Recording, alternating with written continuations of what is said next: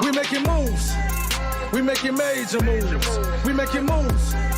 We making major moves. We going all in. Like we got nothing to lose. We making moves. We making major moves. What is up, everybody? I'm Mr. Man. Welcome back to my channel. It's been a hot minute since I've been on the mic here to drop some information for you guys, but I have something very, very interesting in terms of correlations and my determination on when the next pandemic is going to happen based off of experience, based off of the past, essentially. So what I'm going to take you through is the payment systems, the introductions of certain payment systems, and then the correlation in terms of pandemics, epidemics, situations and scenarios that have taken place. So Canada is going live with their Payments Canada system, their real-time rails, which utilizes Volante's technology, which is partnership and collaboration with Ripple. When that goes live, they're going to be reducing or eliminating coexistence, or it's going to be going live either March or November. I'm not too sure which one. There was no specific date, but coexistence for MT messaging, which is the standard messaging services which Swift utilizes, and converting over to the full ISO 20022 or MX rich data messaging services. Complete implementation in November 2025. So I want to take you through my timeline, or a timeline of events that tend to happen around the implementations of these faster payment systems. So here in Africa, their faster payment system was introduced in 2023, known as PayShap. PayShap was launched in South Africa on March 13th, 2023, which was after the acute phase of the COVID pandemic.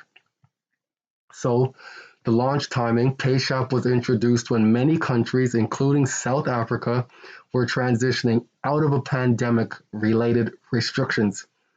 The WHO downgraded the C-19 pandemic status on May 4th, 2023, shortly after PayShap's launch. PayShap was designed to make digital payments easier, faster, and simpler, aiming to encourage more people to switch from cash to digital payments for goods and services. This aligns with the increased demand for digital and contactless payments solutions that emerged during the pandemic. Also, in comparison to other payment systems, PayShap's potential can be compared to Brazil's Pix system, which was launched in 2020.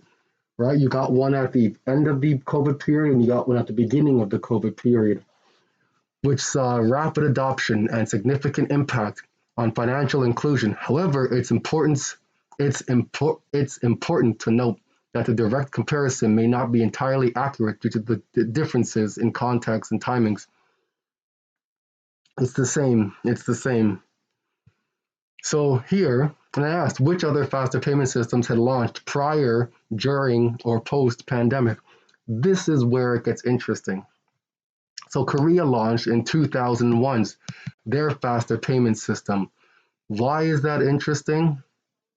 Look at this. In 2001, the Korean crisis and recovery. They had a Korean crisis take place there, which IMF documented at that point.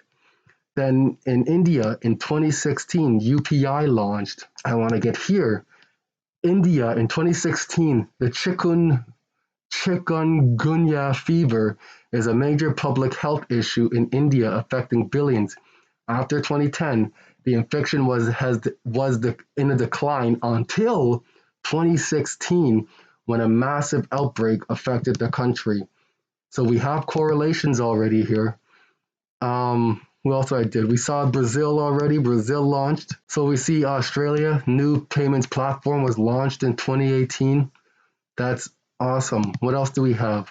The intense interseasonal influenza outbreak in Australia of 2018-2019. The unusual large interseasonal influenza breaks out in 2018, followed by a mid-2018 influenza season and resulted in the very early start of the whatever. So we have correlation between several of these now. I showed you Brazil already. The United States FedNow launched in 2023. Um, that was the end of the pandemic. All right, we have a potential new pandemic coming, which I've been telling you guys about, known as the bird flu. Canada is launching 2025. They are going to be going live with their real time rails. So you can definitely expect something to happen. This is the Americas now. So I want you guys to hear and read this, okay? So Payments Canada. They are Payments Canada governing body who looks after the payments within Canada. The Central Bank of Canada has given the jurisdiction to Payments Canada to govern this. So Payments Canada has submitted its response to the BIS CPMI proposed ISO harmonization requirements for cross-border payments. This consultation is a significant step towards achieving greater payment systems interoperability and enhanced cross-border payments. As the leader for ISO 20022 global messaging standards in Canada, and the organization responsible for managing the Canadian ISO usage guidelines and message specifications for all Canadian payment systems, Payments Canada is eager to see universal harmonization of cross-border ISO messaging by 2025, ensuring a global harmonization adoption of ISO in an integral step in a smooth transition from existing messaging types MT format to the new Rich Data Messaging Exchange, which is MX format, which will coexist with an ISO 20022 until November 2025. So you can expect something to happen between now and then for this payments platform to be implemented. Something needs to take place in our real world. Something has to happen. Here, where was it? Let me see if I can find it. India. So here I have a document. This is the payments and settlement system in India. This is UPI from 2019 to 2021. Okay. I want to read an excerpt from here. Just an excerpt from here. Just to give you guys an idea of what I'm talking about, where I'm going with my hypothesis here. So quantitatively measured digital payments transaction turnover vis-a-vis GDP, a market price current price increased from 7.4 in 2016 to 7.8 in 2017 and further to 8.42 in 2018. The turnover in payment transactions after including CCIL figures and paper vis-a-vis the GDP as well at market prices current price increased from 14.41 in fiscal year 2015 to 2016 to 14.76 in 2016 to 17 and to further 15 it increased in 2017 and 2018, and their whole plan is to further the adoption by 2021. So the Vision 2021 for payments and settlement systems in India enhances the strong foundation built over the last 2 decades. So they're pushing while the pursuit towards a cashless society continues, accompanied by the ambition to have a less card India as well. So they're pushing for 2021. That's their vision. Vision 2021 concentrates on a two-pronged approach. So that being said, let's see what India ended up being like around 2021. We'll see it when it pops up here. So here's India now. This is COVID deaths. This is COVID deaths. Now watch India 2021 at the bottom here. See down here the date? Watch India. COVID deaths correlates with these amounts. Watch 2021 now. We're in 2021. India. Look at this. India hit its 2021 marks in terms of payments, and COVID began to spike at that point. Do you see that correlation? We've been talking about pandemics and epidemics taking place before time of and after pandemics, and here we have COVID cases shooting up as well, and then we have the correlation with payments infrastructure being put in place to be utilized. I'm not making this stuff up here. I'm just presenting my research. So here we have Payments Canada put out their corporate plan 2021 to 2025. How coincidental as well. The executive summary. So Payments Canada forms a critical part of Canada's financial market infrastructure. We are responsible for the systems, processes, and rules essential to the clearing and settlement of payments in Canada. 2020 was a watershed year for Payments Canada as we positioned ourselves, our members, and the payments industry for the launch of Lynx.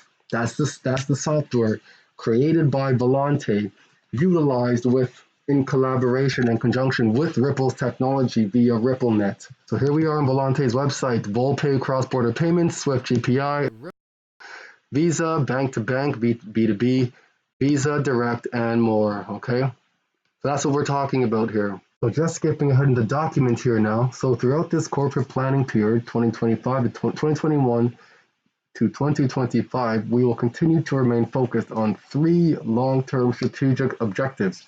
Keep these in the back of your head. Deliver projects that enhance Canadian payment systems and ensure Canada remains globally competitive. Operate and enhance current systems in accordance with stringent global standards. So keep your eyes and ears open for these standards. Facilitate the payments ecosystems.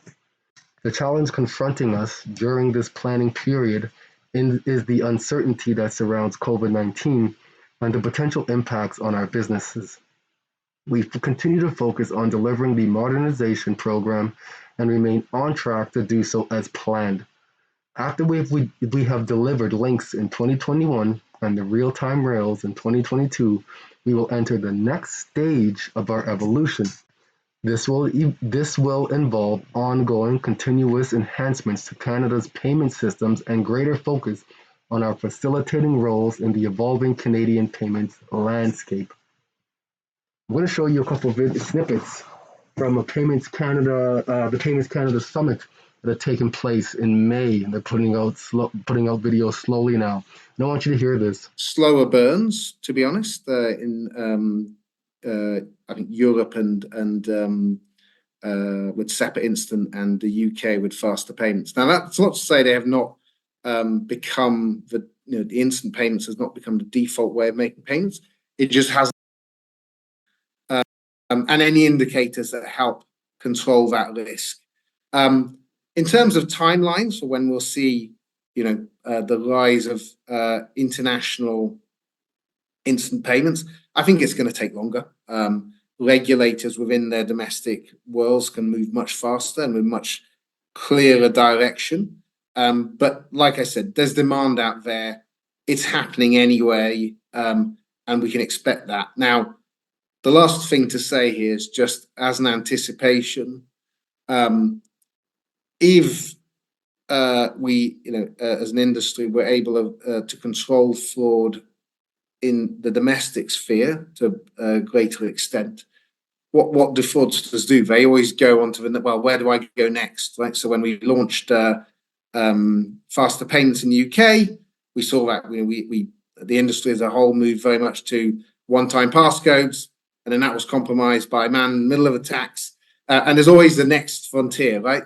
And so I think one of the things we should think about as an industry is if we can control domestic risk coming from instant payments, that Canada would be an interesting one, and FedNow started off, I think, quite strongly in that respect. Well, the fraudsters will probably start targeting instant international payment mechanisms sooner rather than later. So getting ahead of the game is really important because when you lose money domestically via instant payments, as Kim said, you can't revoke that payment, but at least there's a common legal framework to try and get it back. But if it leaves your country, it's very hard to get it back indeed. So I think getting ahead of that curve and thinking about how do I control my international risk is really important as well. But different ways of looking at this, right? But in terms of just as an ecosystem, the ones that really stand out are PIX in Brazil and UPI in India, where they have, I would absolutely say they are a revolution in how the financial system works in those countries and how the population relates to each other in terms of moving money. Now, actually, obviously in the US, FedNow was launched last year, so we may see some, that might be another big success. I think there's been some slower burns, to be honest, in I think Europe and with SEPA Instant and the UK with faster payments. Now that's not to say they have not become the instant payments has not become the default way of making payments. It just hasn't had that enormous game-changing impact that we've seen in such short periods of time in India and Brazil. So what did they do differently in those countries? So one is I think a very strong element of compulsion to get everyone on the network straight away in terms of financial entities. Why is that important? You get the network effect. If it's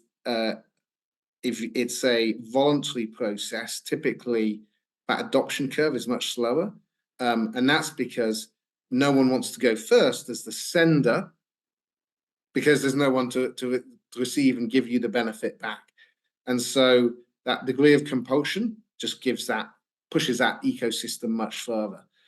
Second is the economics, right? So I think the economics is really important, which is that it should be to make usage common. Obviously, the price point is really important, and that's a challenge often, and it's a challenge for financial institutions because obviously, if you make something free, it tends to be used more. But someone has to pay, right? Someone has to pay for the infrastructure. Someone has to pay for all of those difficult topics that Kim and Cindy have been talking about, right? Which is how you defend, as an institution, you have to invest money in defending your customers and your own bottom line from fraudsters. But there's an element there about thinking through the economics.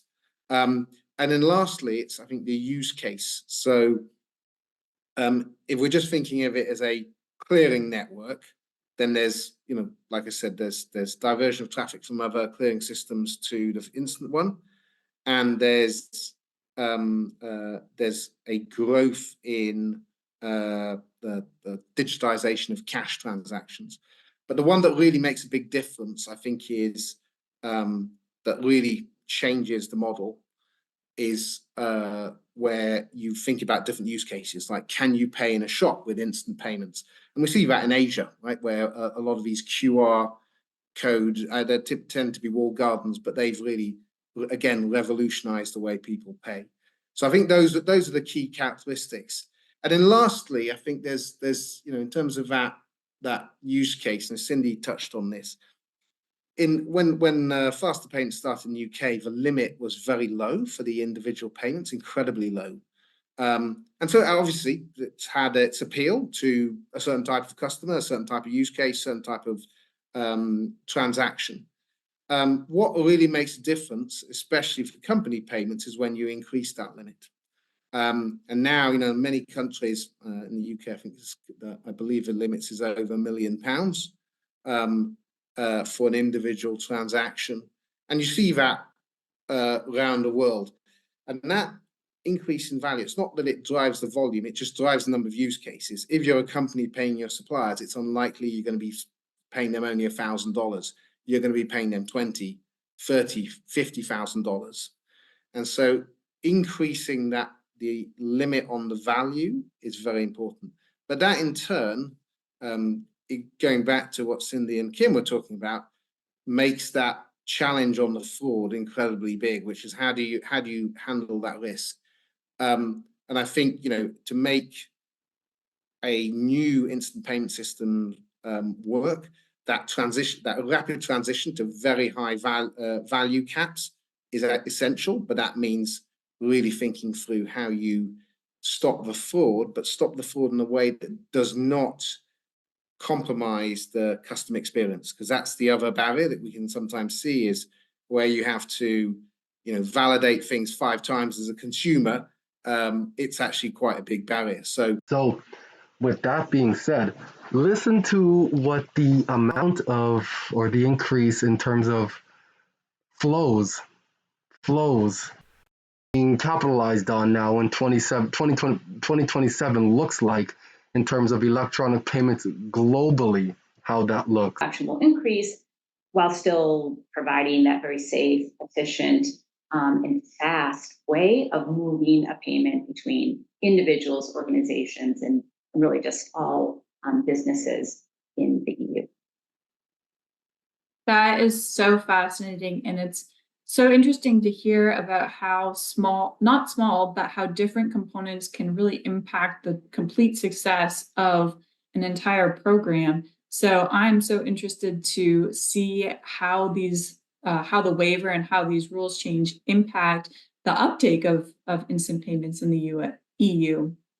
So interesting. And I think that this also really helps to tee up an important conversation around that balance between customer experience as well as making sure that we are ensuring a safe experience for consumers and our businesses.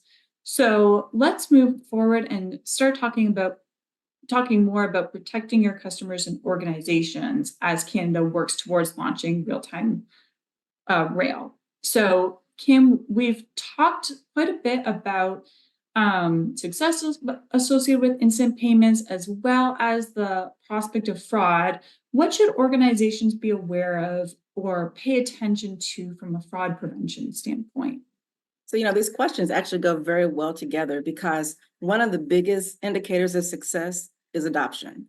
And I think that the latest stats are showing that by 2027, 30% of all electronic payments globally are going to be real-time payments. So when we look at it from that standpoint, adoption is growing about 20% each year at least. And that means that the consumers, the businesses that are using these types of payments are really seeing the benefits of being able to have these faster ways to make their payments.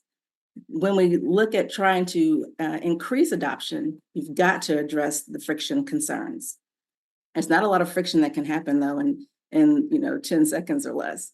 So that means that you're going to have a lot more risk. And I really like the fact that how Cindy pointed out that a lot of pre-work has to happen for the EU to have been able to follow through with their very detailed processes. They had to do things to try to do things in advance. So pre-screening of customer bases is really important. Being able to... Ooh, this is getting hot. This is getting hot up in this joint here. Not just because I have my mask on and because it's 30 degrees outside already at 11:30, but because we know in 2025, the Canadian payment system is changing to real-time rails from MT messaging to MX, rich data messaging, with this IS0022 compliant at that point now, which is capitalizing on the Volante, which is the Lynx system, which utilizes Ripple's technology for cross-border payments. We had seen correlations and connections between pandemics, epidemics, crises taking place when implementation happens for these faster payment systems. Canada's going live in 2025. Again, I want to show you guys this, okay? I want to show you guys this. SPARS pandemic, 2025 to 2028. You need to be aware of this, okay? This is a real thing here, okay? The SPARS pandemic, put out by Johns Hopkins. This happens to coincidentally correlate with that time frame, okay? So, what else is taking place during this time frame, okay? So here we have an IMF document here in collaboration and connection with the World Bank, IMF and World Bank approach to cross-border payments technical assistance. So here, that's not where I want to get to yet. I'll get there. So the IMF has identified focus areas of TA that can best help achieve the targets under 3 priority themes over the coming years, while safeguarding the integrity of the financial system. The IMF will focus on access to payment systems, extending and aligning operating hours, interlinking of payment systems, including fast payment systems, which is what we're talking about. You can also call them instant payment systems, application of anti-money laundering, combating the financing of terrorism rules, and ISO 20022 harmonization. the IMF will take concrete steps in 2024 and 2025 to bring forward TA on the focus areas identified. These steps consist of identifying regions and topics where cross-border payments TA will be most valuable, raising awareness of TA to be offered, contributing alongside with World Bank to international work, in particular those that are important for the focus areas, and developing materials to share experience of and distill lessons from cross-border payments. Let me get down to the next one here. So here, TA delivery by the IMF in 2024 and 2025. TA will need to be delivered on cross-border payments in the near term to have a meaningful impact on the achievement of the roadmap targets by the target date of 2027. All right, that's when the IMF is going to be presenting this data. In 2024, 2025, they'll be presenting the immediate data at their annual meetings, and then all this other data here presented on their roadmap by 2027. Going back to that SPARS pandemic, 2025 to 2028, this stuff is all taking place within that time frame. Payments Canada is going live at the beginning of this pandemic. That's going to be taking place. The SPARS pandemic, as I have just shown you. And IMF will be taking inventory of all of this happening and then present it in 2027, the year before 2028, the end of the SPARS pandemic. I hope you guys found something in this one. I'll see you on the next one. We making moves. We making major moves. We making moves.